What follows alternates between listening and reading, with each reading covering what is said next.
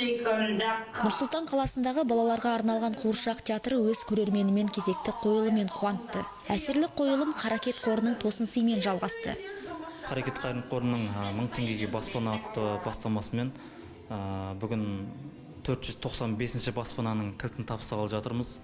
Ол баспананың иесі өзі жас болса да көп балалы ана, сол кісіге бүгін баспана кілтін табыстайтын боламыз. Қаракет қорының құрылып 1000 теңгеге баспана бастамасымен жұмыс істеп жүргеніне биыл 4 жыл.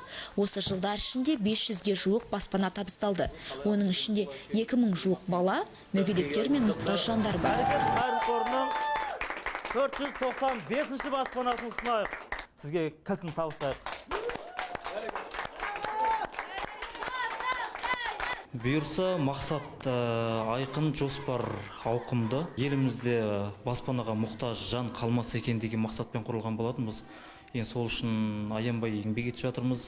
Қазірдің өзінде бізге тіркелген отбасылар өте көп, 2000-нан 3000-ға асып жығылады. 3000 отбасының ішінде 500 отбасы деген бұл әлі басы.